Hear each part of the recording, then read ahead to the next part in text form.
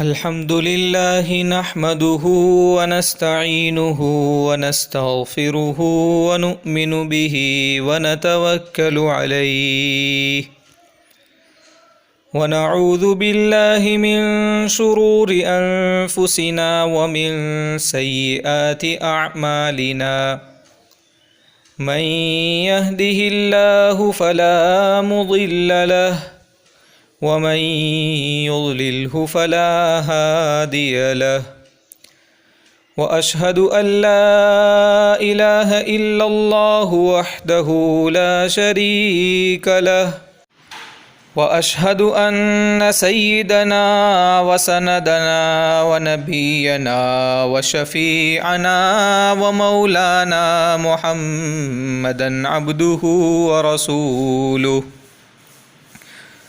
صلى الله تعالى عليه وعلى آله وأصحابه وبارك وسلم تسليما كثيرا كثيرا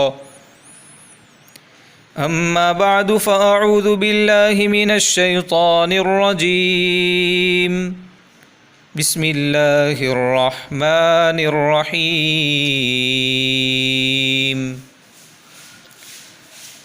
وَتِلْكَ الْجَنَّةُ الَّتِي أُورِثْتُمُوهَا بِمَا كُنْتُمْ تَعْمَلُونَ لَكُمْ فِيهَا فَاكِهَةٌ كَثِيرَةٌ وَمِنْهَا تَأْكُلُونَ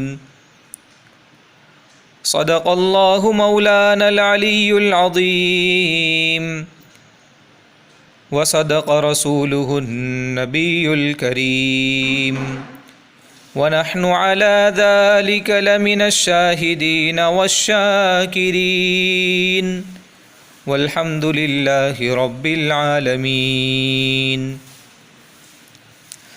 بزرگان محترم اور برادران عزیز، مرنے کے بعد کے حالات جاننے کا انسان کے پاس کوئی راستہ نہیں ہے۔ کوئی علم، کوئی فن، کوئی معلومات ایسی نہیں جو انسان کو مرنے کے بعد کے حالات سے باخبر کر سکے۔ جو شخص اس دنیا سے وہاں چلا جاتا ہے اس کو وہاں کے حالات کی خبر ہوتی ہے، لیکن ہمیں پھر اس جانے والے کی خبر نہیں رہتی۔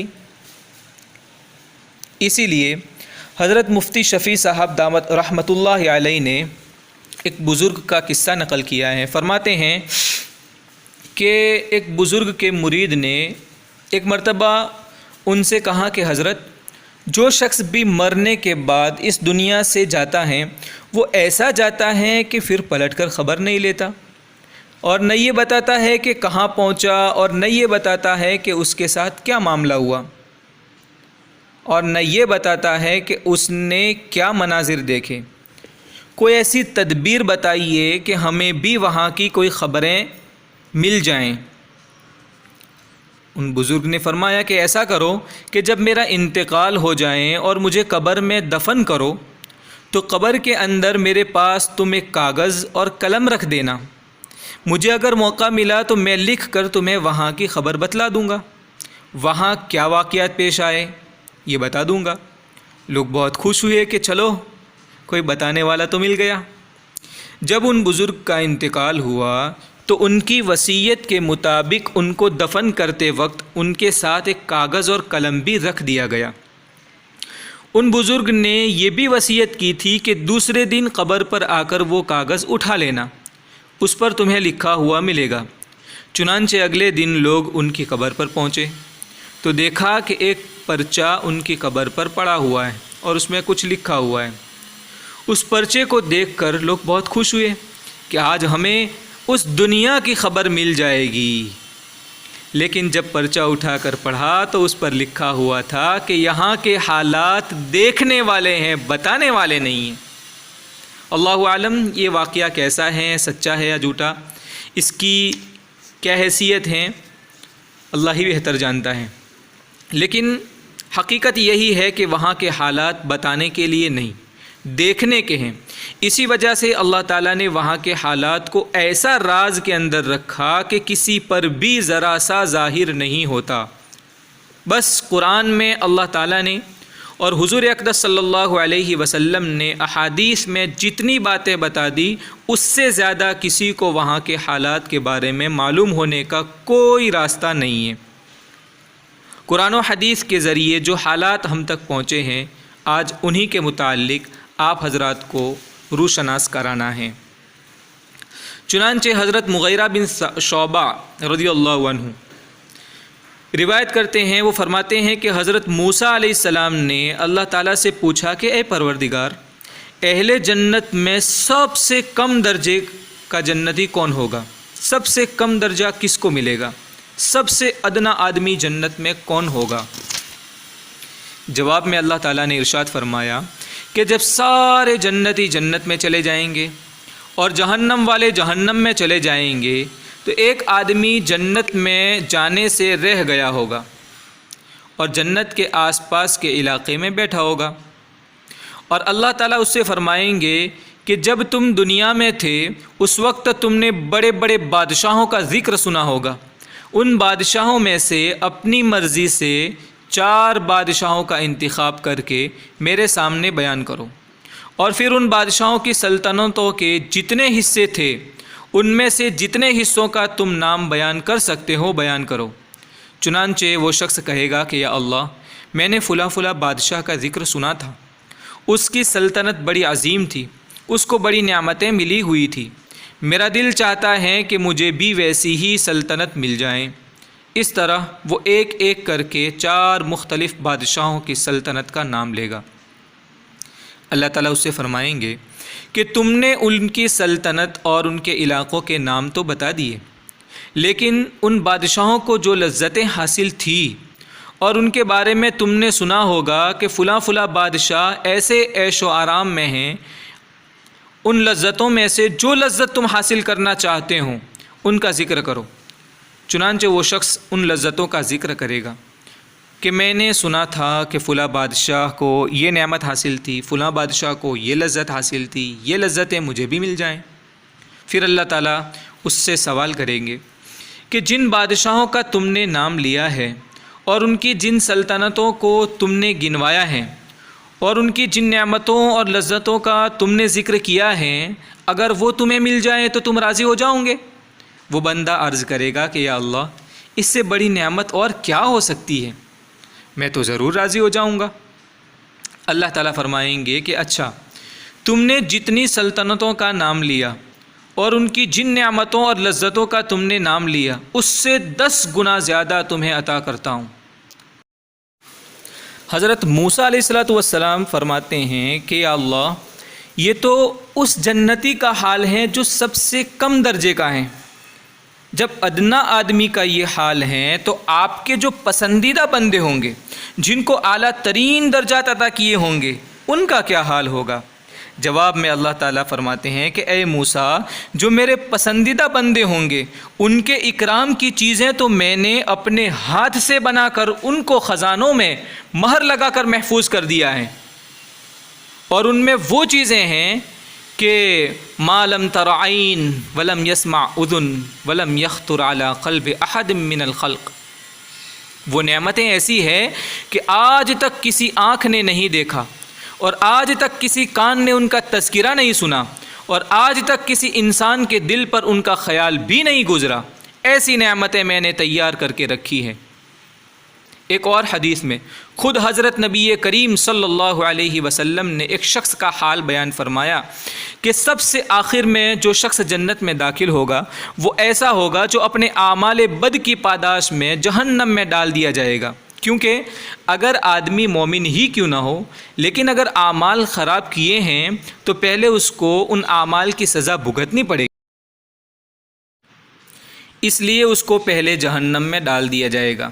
اب وہ شخص جہنم میں جلس رہا ہوگا تو اس وقت اللہ تعالیٰ سے کہے گا کہ یا اللہ، اس جہنم کی تپش اور اس کی گرمی نے تو مجھے جھلسا دیا ہے، آپ کی بڑی مہربانی ہوگی کہ آپ مجھے تھوڑی دیر کے لیے جہنم سے نکال کر اوپر کنارے پر بٹھا دیں تاکہ میں تھوڑی دیر کے لیے جلنے سے بچ جاؤں۔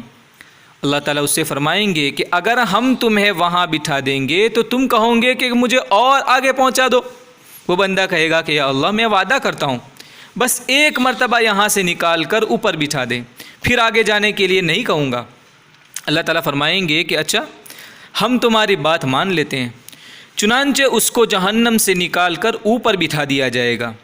جب وہاں تھوڑی دیر تک بیٹھے گا اور کچھ اس کے ہوش و حواس ٹھکانے پر آئیں گے تو تھوڑی دیر کے بعد کہے گا کہ یا اللہ، آپ نے مجھے یہاں بٹھا دیا اور جہنم سے نکال تو دیا، لیکن ابھی جہنم کی لپیٹیں یہاں تک آ رہی ہیں، اس کی آگ سے گرمی محسوس ہو رہی ہے، تھوڑی دیر کے لیے اور دور کر دیں کہ اس کی گرمی سے بچ جاؤں۔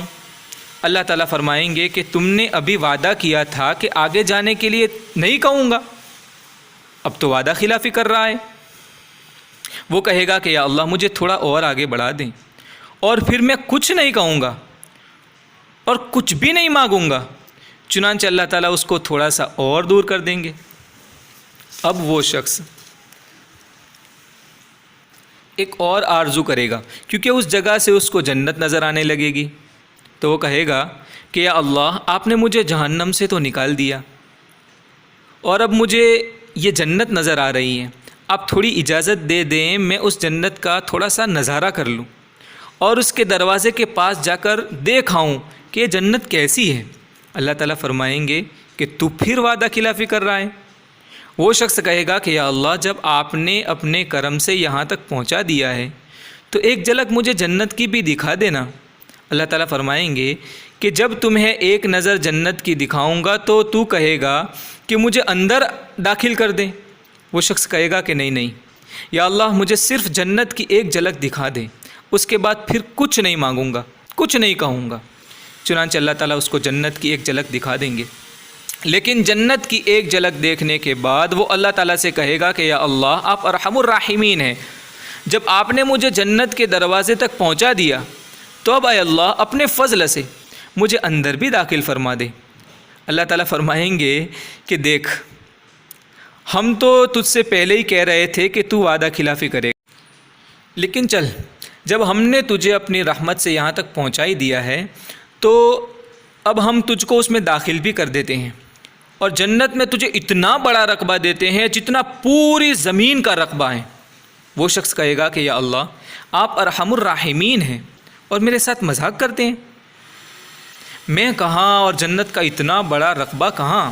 اللہ تعالیٰ فرمائیں گے کہ میں مذاق نہیں کرتا ہوں، تمہیں واقعی جنت کا اتنا بڑا رقبہ عطا کیا جاتا ہے، اتنی بڑی جنت تمہیں مل رہی ہیں۔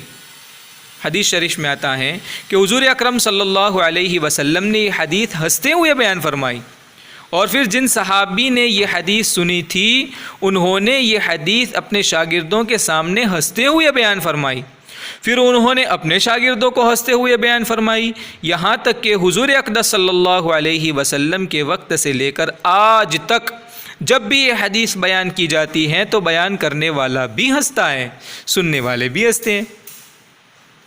بات ہی ایسی کر رہا ہے، وہ ہنسی آئے گی۔ اسی وجہ سے یہ حدیث مسلسل بالضحک کہلاتی ہے۔ خیر، یہ وہ شخص ہوگا جو سب سے آخر میں جنت میں داخل ہوگا۔ اب آپ اندازہ کریں کہ سب سے آخر میں جنت میں داخل ہونے والے کے بارے میں یہ کہا جا رہا ہے کہ جتنا پورا کرۂ زمین ہے اتنا حصہ جنت میں عطا کیا جائے گا، تو پھر اوپر کے درجات والوں کا کیا حال ہوگا اور ان کو جنت میں کتنا بڑا مقام دیا جائے گا۔ بات دراصل یہ ہے کہ ہم اس دنیا کے 4 کونوں میں، دنیا کی 4 دیواری کے اندر بیٹھے ہوئے ہیں، ہمیں اس عالم کی ہوا بھی نہیں لگی ہے، اس وجہ سے اس عالم کی وسعتوں کا کوئی اندازہ نہیں کر سکتے۔ اسی لیے ہمیں اس پر تعجب ہوتا ہے کہ ایک آدمی کو پورے کرۂ ارض کے برابر کیسے جگہ مل جائے گی، اور اگر مل بھی جائے گی تو وہ اتنی بڑی زمین کو لے کر کیا کرے گا۔ یہ اشکال بھی اس لیے ہو رہا ہے کہ اس عالم کی ہوا ہمیں نہیں لگی ہے۔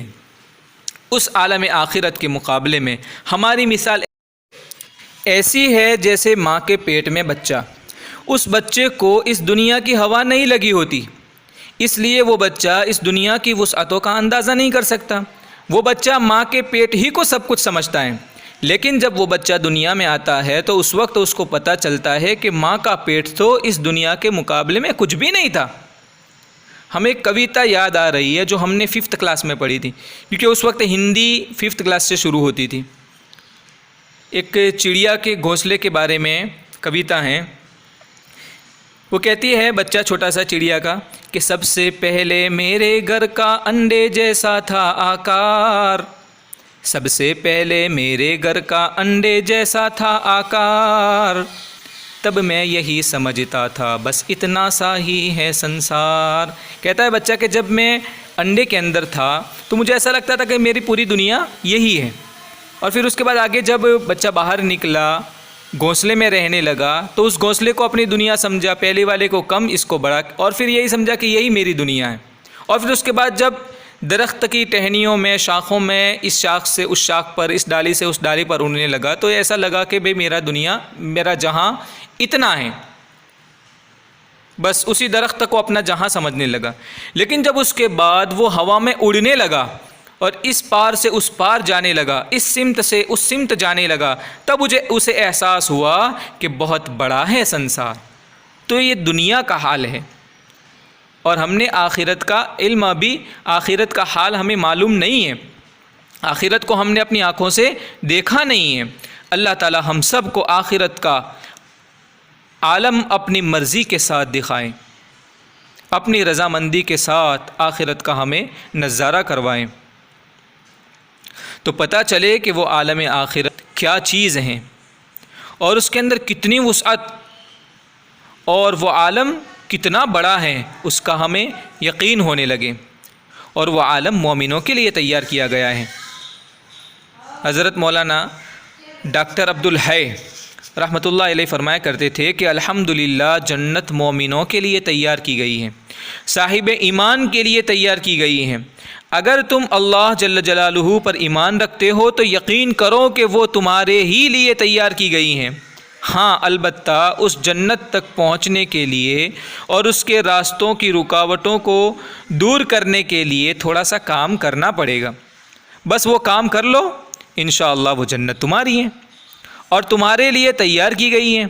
اللہ تعالیٰ اپنی رحمت اور اپنے فضل و کرم سے ہم سب کو جنت الفردوس میں اعلیٰ ترین مقام عطا فرمائیں. آج کے لیے بس اتنا ہی رکھتے ہیں. آگے ایک اور روایت بڑی ہیں جس میں حضرت نبی کریم صلی اللہ علیہ وسلم نے جنت کی ایک منظر کشی کی ہے، لیکن وقت زیادہ ہو گیا ہے، انشاءاللہ اس کو آئندہ مجلس میں بیان کریں گے. اللہ تعالیٰ عمل کی توفیق عطا فرمائیں، ایسے اعمال کی توفیق دے کہ جس کے ذریعے ہم جنت کے مستحق بن جائیں. آمین. وآخر دعوانا ان الحمد للہ رب العالمین.